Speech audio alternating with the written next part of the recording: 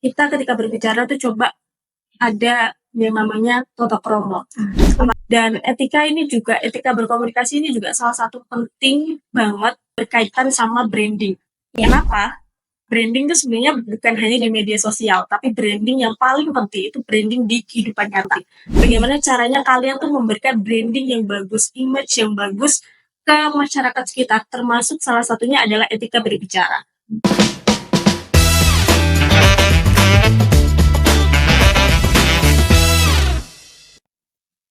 Assalamualaikum warahmatullahi wabarakatuh.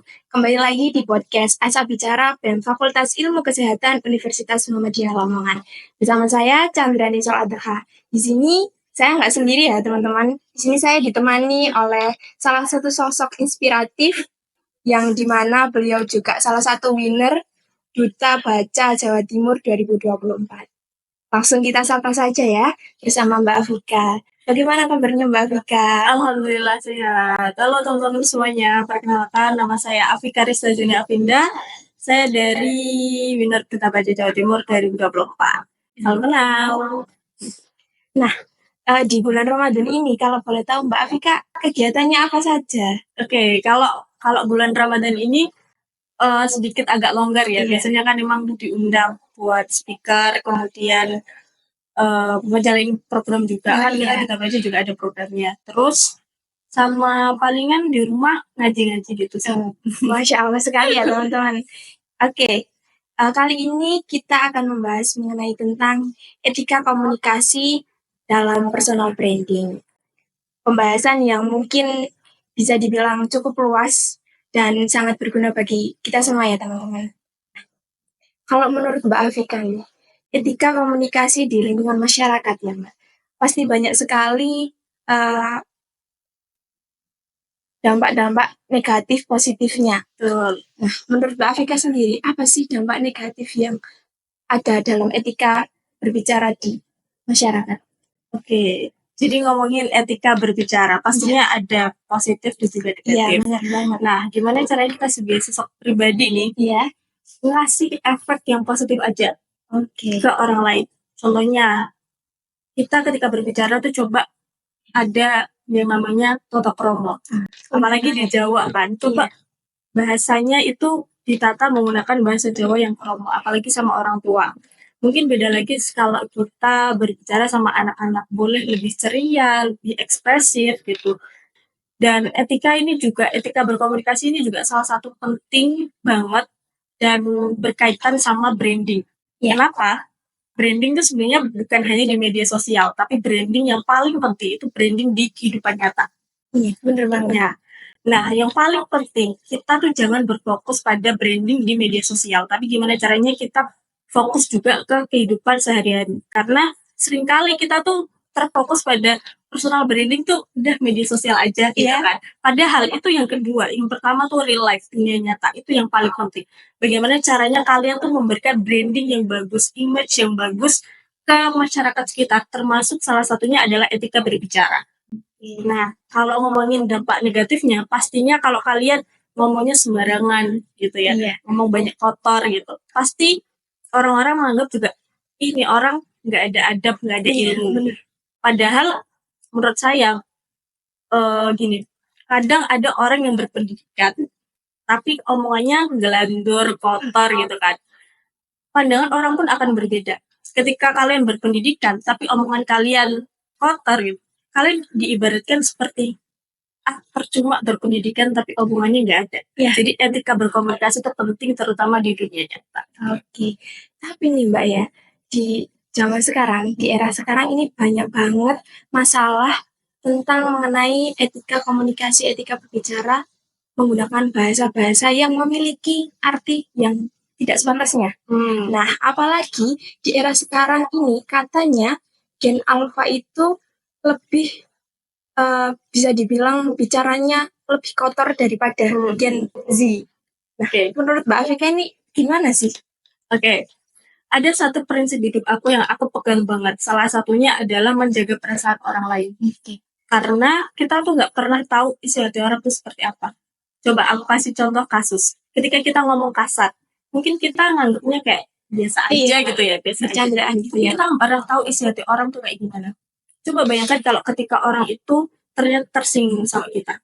Beliau bilangnya kayak oke-oke aja, it's okay, senyum gitu, santai aja. Tapi di hatinya kan nggak tahu ya. Makanya perlu banget ngejaga omongan yaitu karena kita nggak pernah tahu isi hati orang itu seperti apa. Nah, bahayanya lagi kalau dalam agama kita kan siapa saja yang ibaratnya tersakiti doanya bagaikan anak panah yang langsung tertuju langsung ya Iya. ke sasarannya. Nah itu yang bahaya. Coba bayangkan ketika kita nyakitin orang lain, terus dianya doa-doa yang jelek-jelek. Nah efeknya apakah kita juga ke kehidupan kita juga? Toh bayangkan saja ketika doanya terkabul, kita juga yang kena. Makanya gimana caranya kita juga ngejaga omongan itu tadi. Terus mungkin kan biasanya kadang diri kita sendiri nggak sengaja berkata kasar juga kan, terus merasakan hal kayak yang nggak sengaja nih ngomong, padahal kan sebenarnya nggak mau ngomong sama sekali. Terus Nggak niat gitu iya, ya. terus habis itu gimana sih atau cara apa sih yang bisa kita lakukan untuk merubah orang lain? Tapi ini kita fokus pada diri kita sendiri dulu untuk merubah agar bicara kita itu juga tertata gitu loh. Oke, mungkin kalau bicara tentang bahasa yang tertata, yang pertama yang harus kita lakukan adalah dipaksa dulu. Iya. Coba ketika kita ngomong kata yang kasar gitu, hewan gitu, langsung istighfar kayak, aduh nggak boleh, nggak boleh, nggak boleh. Terus jangan pernah lupa untuk minta maaf, karena itu juga perlu. Tolong, terima kasih, minta maaf. Kalau sekiranya kamu nggak sengaja nih berkata kasar ke orang lain, sorry, aku nggak sengaja gitu. Nggak ada salahnya kok minta maaf, it's okay, itu nggak salah, itu nggak suatu hal yang memalukan gitu. Itu nggak menurunkan harga diri kamu ketika kamu minta maaf. Jadi coba dipaksa untuk jangan ngomong kasar. Gitu. Dipaksa aja dulu. Iya. Karena kalau nggak dipaksa kayaknya nggak Susah. Iya susah. Jadi harus dipaksa. Oke. Kalau tadi kita bicara di real life, Hmm. di realnya kita mungkin ini ada beberapa di era digital nih. Nah, sekarang kan juga era digital sangat terkenal banget ya, Mbak. Terus gimana juga sih caranya kita menggunakan sosial media dengan baik tanpa harus menggunakan kata-kata yang memiliki arti yang tidak senonoh gitu. Apalagi kan sekarang masih anak SD sudah bermain gadget, sudah bermain sosial media, dan sekarang juga lagi marak-maraknya perkara viral antara dengan kadang penggunaan bahasanya yang tidak tepat atau hal lainnya.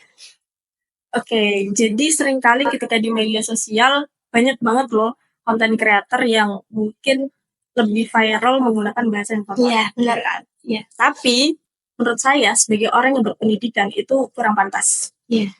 Nah, kita ini sebagai orang yang berpendidikan harus banget mencontohkan hal baik. Salah satunya adalah bahasa kita yang kita gunakan. Gimana caranya kita tuh mengontrol bahasa yang baik.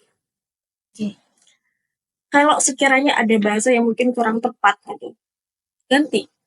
Jangan sampai itu masuk ke dalam konten-konten kita. Karena menurut aku branding yang paling bagus adalah menciptakan image yang positif.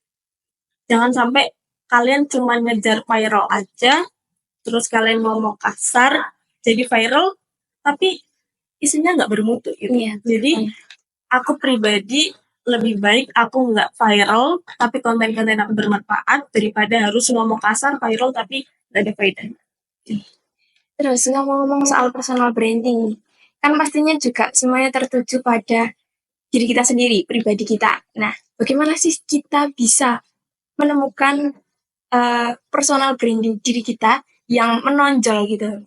Oke, jadi ngomongin diri sendiri. Iya. Pastinya sebelum kita tahu topik apa yang ingin kita branding kan. Pasti kan ketika kita ingin bangun personal branding, kita harus cari topik. Aku mau bangun personal branding tentang gym. Iya. Aku pengen bangun personal branding tentang pendidikan gitu. Nah, kita harus tahu dulu kita mau cari topik itu gimana dan itu harus sesuai sama diri kita.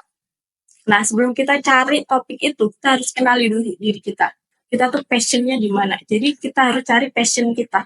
Bukan jangan pernah ngikutin orang lain. Iya, benar banget. Nah, jadi kalau aku sukanya buat motivasi-motivasi gitu. Jadi aku seringkali bikin konten tentang romance side, terus tentang grow up gitu-gitu. Jadi sesuai sama minat yang aku inginkan. Oke. Ada nggak sih Mbak tips buat mengetahui personal branding kita gitu? Dari Mbak Afika mungkin. Oke, kalau aku sih lebih banyakin nyoba ya.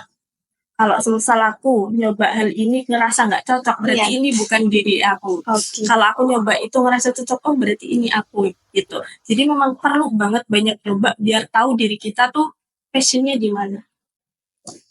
Berarti yang pertama itu kita harus mengetahui tentang diri kita sendiri dulu Mbak ya. Betul. Oke, baru nanti kita bisa mengulas lebih lanjut lagi tentang apa yang ada di diri kita. Kalau aku nanya soal personal branding, Mbak Afika pernah nggak sih ketemu sama seseorang yang mungkin orang itu kayak ngerasa itu bukan di passion mereka, tapi mereka kayak mencoba harus ini gitu. Oke, sebenarnya banyak banget ya kasus seperti itu. Tapi kembali lagi, itu nggak akan nyaman di diri kalian karena itu bukan diri kamu. Jadi mau kamu paksakan segimanapun itu nggak akan bertahan lama karena itu bukan diri kamu. Jadi pastinya kuncinya adalah cari passion yang ingin kamu bangun dan kembangkan itu. Terus kalau nih kita sudah berusaha buat mencari personal branding kita, tapi kayak kita masih mengeluh kayak aku nggak punya bakat, aku nggak punya ini, sering banget terjadi nggak sih Mbak? Betul. Nah, gimana sih caranya biar seseorang itu nggak terus-terusan kayak Mencari-cari, iya, ada bakat gitu kan. bener-bener. Oke, jadi gini teman-teman, masalah bakat itu sebenarnya bisa kita bangun dengan dedikasi, dengan belajar. Contoh nih, aku bakatnya, contoh aku bisa bahasa isyarat. Iya. Apakah aku dari lahir bisa bahasa isyarat? Tentunya kan tidak. Jadi memang bakat itu perlu dilatih, perlu dikembangkan. Dan bakat itu sebisa mungkin kalian cari bakat yang unik. Jangan sampai sama kayak orang. Karena itu kunci pembeda kamu dengan orang lain. Nah, banyak nih yang bilang bakat itu terlahir dari ya udah dari lahir pasti Iya. ada bakatnya memang ada. Contoh nyanyi suara enak. Iya. Tapi kalau nyanyi nggak dikembangkan dia suaranya jadi jelek. Jadi bakat itu harus digali, harus dicari, dipilih. Kalian mau pilih bakat ini, ya udah kembangkan. Kalian mau ingin fokus kepada dunia pendidikan gitu ya udah belajar tentang pendidikan, baca buku yang banyak. Kalian pengen fokus ke gym gitu ya, cari ilmu-ilmu tentang gym biar ototnya cepat berkembang tuh Iya. apa gitu. Pasti kan ada ilmunya. Kalian Iya. harus mencari tahu itu. Jadi di dunia ini perlu banget terus belajar karena memang ilmu tuh seluas itu. Oke. Tadi kita udah bicara mengenai etika berkomunikasi, personal branding yang dimana memiliki kaitan yang sangat erat nih ya Mbak Vika ya. Dan kita juga harus mengembangkan semua potensi yang kita miliki itu dengan cara yang baik ya teman-teman. Jangan terlalu terpaku pada hal-hal viral. Karena apa? Nanti ketika kita sudah viral, sudah melakukan hal yang tidak sepatutnya kita lakukan itu, bukannya kita untung, tapi kita malah rugi besar ya Mbak. Nah, maka dari itu diusahakan sebisa mungkin diri kita menata untuk hal-hal baik ke depannya.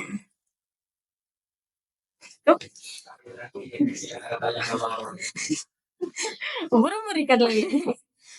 Nonton ya, Le. Pesan buat teman-teman semuanya, mungkin apa ya? Kita tuh sekarang masa-masa muda tuh masa-masa berproses. Iya. Nah, ketika kalian berproses, kalian tuh ibaratkan pisau yang sedang diasah. Apa yang harus kalian lakukan ketika diasah? Bertahan. Memang nggak enak diasah itu.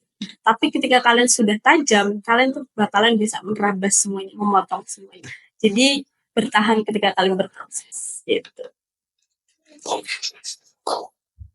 Mungkin cukup sekian podcast kita sore hari ini. Terima kasih juga Mbak Afika sudah menyempatkan waktunya untuk hadir di sore hari ini. Saya Chandra Nisa Adaka, pamit undur diri. Terima kasih. Wassalamualaikum warahmatullahi wabarakatuh.